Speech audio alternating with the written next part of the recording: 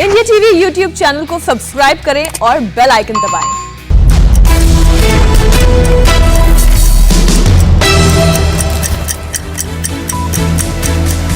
नमस्कार, सुबह के 9 बज रहे हैं और आपके लिए लेकर आए हैं सुबह 9 बजे की 9 बड़ी खबरें। आपके साथ मैं हूं ज्योति मिश्रा। बड़ी खबरों में आज आपको दिखाएंगे कैसे कोरोना ने फिर बनाया नया रिकॉर्ड। इसके अलावा रूसी राष्ट्रपति पुतिन से पीएम मोदी की क्या बातचीत हुई, साथ ही कोरोना के बीच बंगाल में कैसे हो रहा आज आखिरी राउंड का वोटिंग।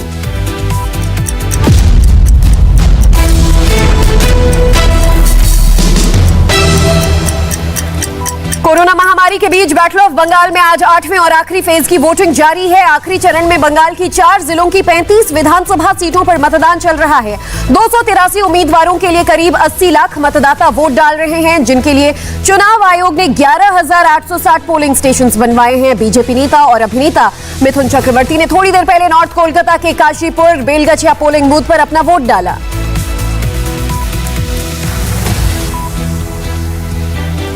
मालदा पार्ट 2 में 6 सीटों पर तो मुर्शिदाबाद पार्ट 2 की 11 सीटों के लिए, कोलकाता नॉर्थ की 7 सीटों पर और बीरभूम की 11 विधानसभा क्षेत्रों के लिए आज सुबह 7 बजे से वोटिंग शुरू हो चुकी है।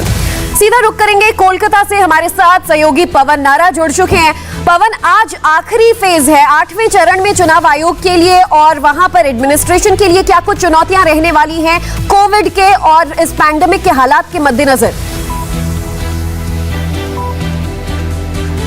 ज्योति, जिस तरह से कोविड के हालात पूरे देश में है, इस बात को लेकर खूब बहस हुई। राजनीतिक मुद्दा भी बना कि क्या 8 चरण का चुनाव होना चाहिए था या नहीं। लेकिन लगभग 2 महीने तक चले इस पूरे चुनाव प्रचार और चुनाव प्रक्रिया की आज अंतिम कड़ी है। 8वें फेज की वोटिंग हो रही है। इस वक्त हम नॉर्थ कोलकाता की 7 सीटों में से एक सीट पर मौजूद हैं। यहाँ भी लोग पहुँच चुके हैं और एक अपडेट ये भी है कि शीतलकुची के जिस पोलिंग बूथ पर फायरिंग हुई थी, जिसमें 4 लोगों की जान चली गई थी, उस पोलिंग बूथ पर भी आज वोटिंग हो रही है और वो वोटिंग सुचारू और शांतिपूर्वक चल रही है। जहाँ तक कोविड की बात है तो आप देखेंगे सभी लोग मास्क लगा कर आ रहे हैं। बहुत से लोग डबल मास्क के साथ दिखाई दे रहे हैं। पिछला पोलिंग बूथ जब हमने आपको दिखाया था तो लंबी कतारें थी, लेकिन इस पोलिंग बूथ पर कतारें थोड़ी कम हैं। ये पुराने कोलकाता के बीचों बीच स्थित है और यहाँ ज़्यादातर बिजनेस एक्टिविटीज़ होती हैं और यहाँ मतदाताओं का रुझान कतार में लगने के लिए थोड़ा कम ही देखा जाता है, यानी लंबी कतारें इस इलाके में कम देखी जाती है और वैसी ही कुछ यहाँ फिलहाल दिखाई दे रही हैं। बिल्कुल, और हालांकि अच्छी बात यह है कि हम आपके पीछे भी देख पा रहे हैं वोटर्स तमाम एसओपीज का पालन कर रहे हैं, लेकिन बंगाल में भी जैसे जैसे कोरोना की मार बढ़ती जा रही है वोटर्स घर से कम ही निकल रहे हैं और कुछ प्रतिशत जो है वो पिछले यानी कि 7वें चरण में कम हुआ था। देखना होगा कि आज कितने परसेंटेज मतदान हो पाता है और लोग कितना बढ़ चढ़ कर वोटिंग करते हैं कोविड के हालात के मद्देनजर। शुक्रिया पवन, अपडेट्स लेते रहेंगे आपसे इस पूरी जानकारी बंगाल के 8वें चरण के मतदान पर। तो बंगाल के बाद अब आपको दिखाते हैं पूरे देश का कोरोना अपडेट। पूरे देश में कोरोना का कहर लगातार जारी है। एक दिन में कोरोना के सबसे ज्यादा मामले बुधवार को सामने आए। मंगलवार को रिकॉर्ड केसेस सामने आने के बाद बुधवार को पहली बार एक दिन में वो भी रिकॉर्ड टूटा और 3,79,164 लोग पॉजिटिव पाए गए। चिंता की बात यह है कि कोरोना से मरने वालों का आंकड़ा भी अपने सारे पुराने रिकॉर्ड तोड़ रहा है। बीते 24 घंटे में 3,646 संक्रमितों की जान कोरोना ने ली।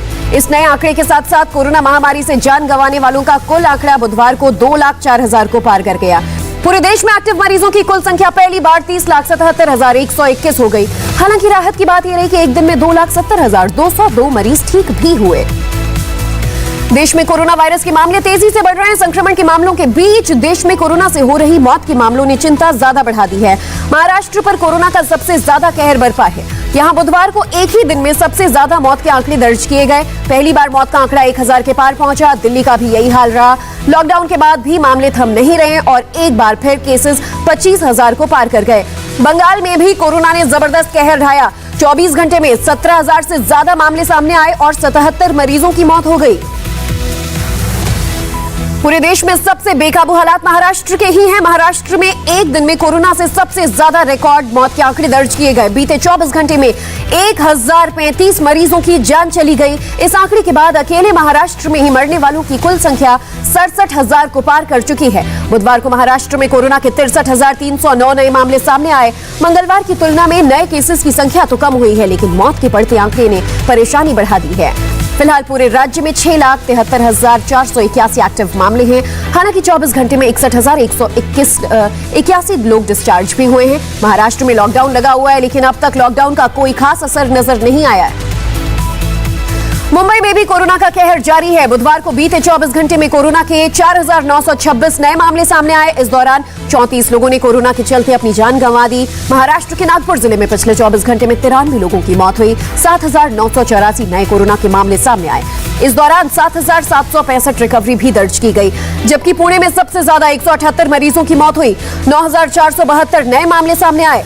महाराष्ट्र में 30 अप्रैल तक लॉकडाउन लगा हुआ है, लेकिन बिगड़े हालात को देखते हुए माना जा रहा है कि लॉकडाउन फिर एक्सटेंड किया जाएगा।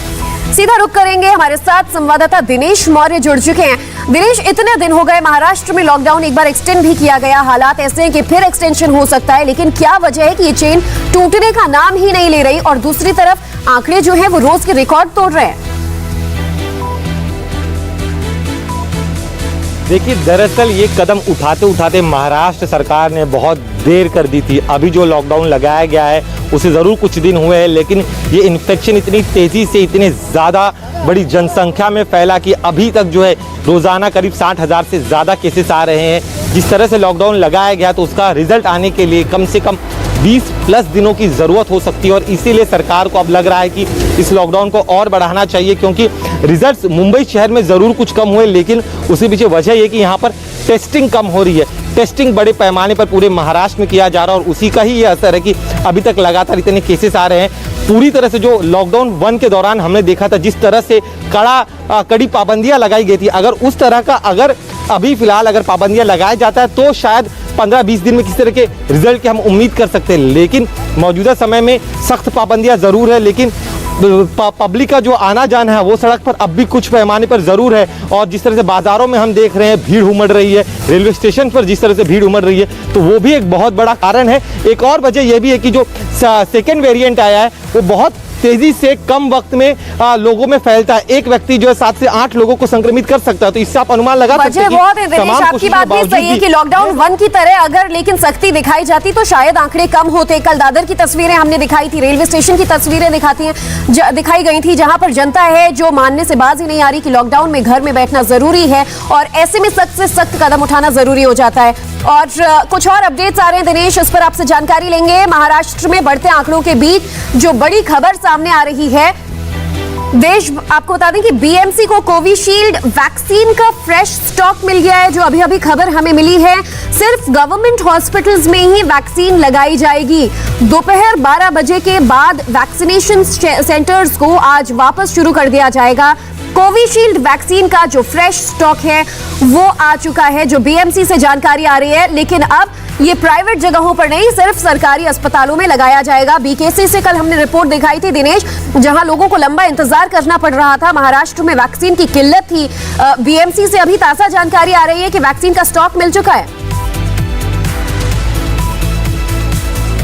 जी बिल्कुल, देखिए उन्हें स्टॉक मिल गया। अब इस स्टॉक को जो है मुंबई के अलग अलग सरकारी अस्पतालों में पहुंचाने की कोशिश की जा रही है। मैं अभी को आपको बीकेसी के दृश्य दिखाना चाहूँगा। दोपहर 12 बजे के बाद वैक्सीनेशन की शुरुआत होगी, लेकिन सुबह 7 बजे से जो लोग हैं वो इस सेंटर पर आना शुरू हो गए। इससे आप सोच सकते हैं कि लोग जो है जल्द से जल्द वैक्सीन लेना चाहते हैं। जिस तरह के जो स्टॉक है उसकी बार बार कमी हो जा रही है, इस वजह से जिन लोगों को लग रहा है कि जिनका सेकंड डोज है उन्हें जो है टीका दिया जाएगा। बीएमसी ने आज भी कहा है कि ज़रूर उन्हें नया फ्रेश स्टॉक मिला है, लेकिन इस स्टॉक के दौरान जो है जिनका सेकंड डोज है उन्हें प्रेफरेंस दिया जाएगा। जिनका फर्स्ट डोज है वो कृपया इस वैक्सीनेशन सेंटर पर ना आए। इसके अलावा जो सीनियर सिटीजन्स है उन्हें जो है वो वैक्सीन दिया जाएगा। बीएमसी का कहना है कि बाकायदा कंफर्मेशन करने के बाद ही लोग जो है इस तरह के सेंटर्स पर आए, क्योंकि हमने देखा था कि बड़ी संख्या में भीड़ हो जा रही, क्योस जैसी स्थिति पैदा हो जा रही, इसलिए एक अच्छा मैनेजमेंट बनाने की कोशिश काफी ज्यादा हालात थे। लेकिन लोगों के लिए भी मुसीबत ये है कि खुद जब बीएमसी की तरफ से, प्रशासन की तरफ से मैसेजेस जाते हैं, अपॉइंटमेंट कंफर्म होता है, तो वो वैक्सीनेशन के लिए आते हैं, फिर सेंटर पे पता चलता है कि वैक्सीन ही नहीं।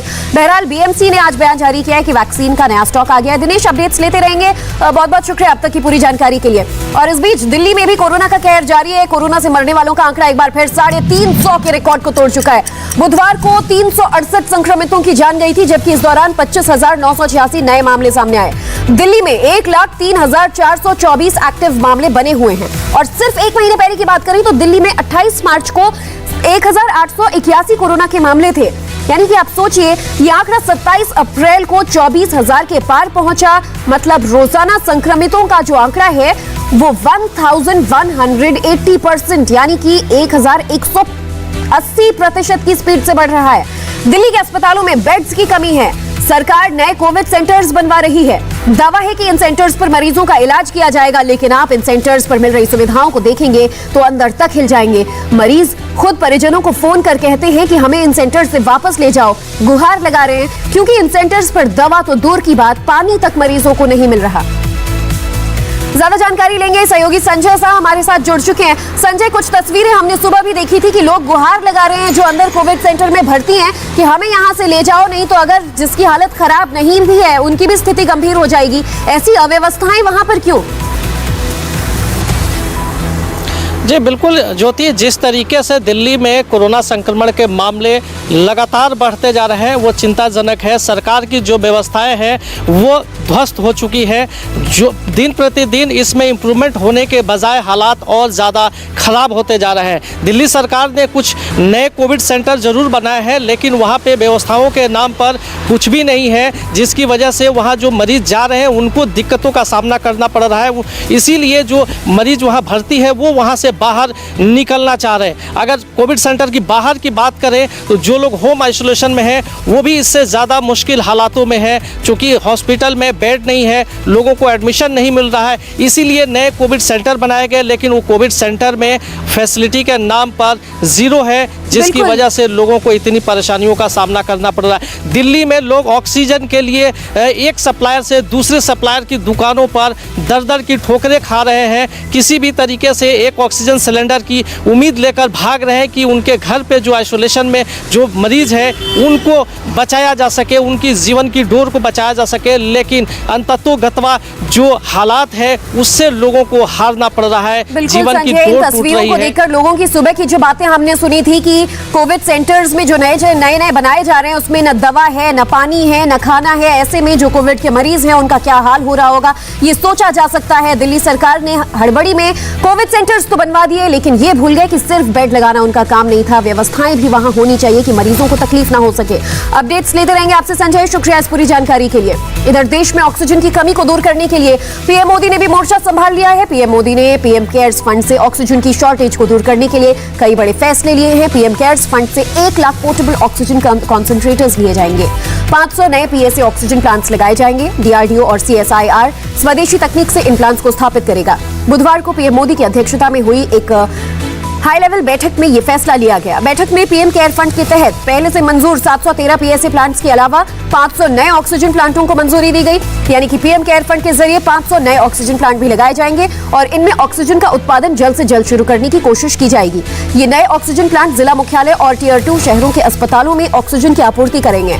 ऑक्सीजन कॉन्सेंट्रेटर्स और पीएसए ऑक्सीजन प्लांट्स का इस्तेमाल वहीं होगा जहां डिमांड बहुत ज्यादा होगी। इन 500 पीएसए प्लांट्स को डीआरडीओ और सीएसआईआर की विकसित स्वदेशी तकनीक के जरिए स्थापित किया जाएगा।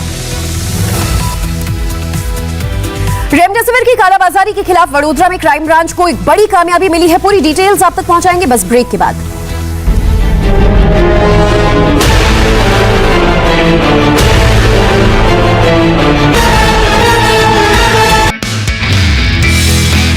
नमस्ते, मैं हूं मीनाक्षी जोशी। वीडियो और खबरों से अपडेट रहने के लिए India TV YouTube channel subscribe करें, बेल आइकन दबाना ना भूलें। जुड़े रहें इंडिया टीवी के साथ।